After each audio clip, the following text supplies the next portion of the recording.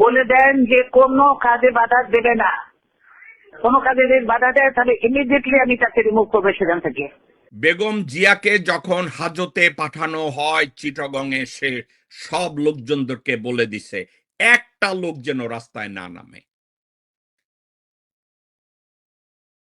আপনি কি জানেন বেগম জিয়া এটা জানতেন? বেগম জিয়াকে যখন গ্রেফতার করা হয় আব্দুল আউয়াল মিন্টু, গোরখোদক আব্বাস, সাদেক হোসেন খোকা, সালাউদ্দিন, আমির খসরু মাহমুদ চৌধুরী একত্রে মিটিং করে।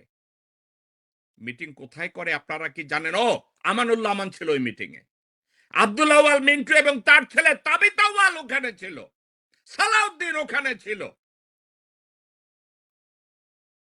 এই মিটিং কোথায় হয়েছে আপনারা জানেন?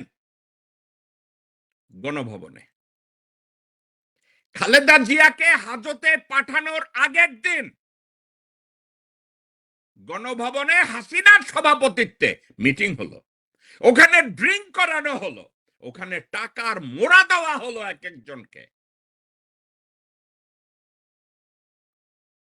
টাকার এনভেলপ দিয়ে বলা হয়েছে কোথাও যেন খালেদা জিয়া আন্দোলন করতে না পারে, কোথাও যেন একটা মানুষ রাস্তায় না নামে। কারণ আমির খসরু মাহমুদ চৌধুরী বলছে আপনি আমারে দল দিয়ে বাইর করে দিবেন, আপনারে আমি দল দিয়ে বাইর করে দিলাম।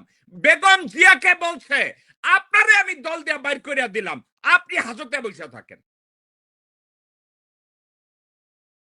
আমির খসরু মাহমুদ চৌধুরী এই বেশ্যার ছেলে গণতন্ত্রের মা বেগম জিয়াকে হাজতে ঢোকাতে হাসিনার সাথে সর্বত্র সহযোগিতা করেছে।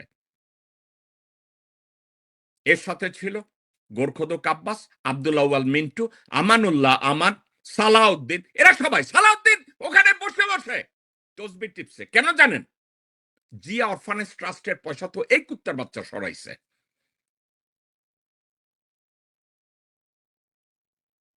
আজকের এসব কথাগুলো দর্শক শ্রোতা আপনাদের জানা দরকার।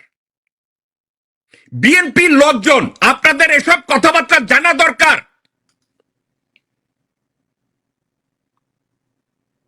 আপনারা যদি এগুলো না জানেন,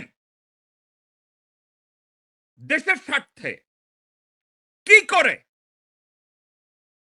আপনারা বিএনপি করবেন?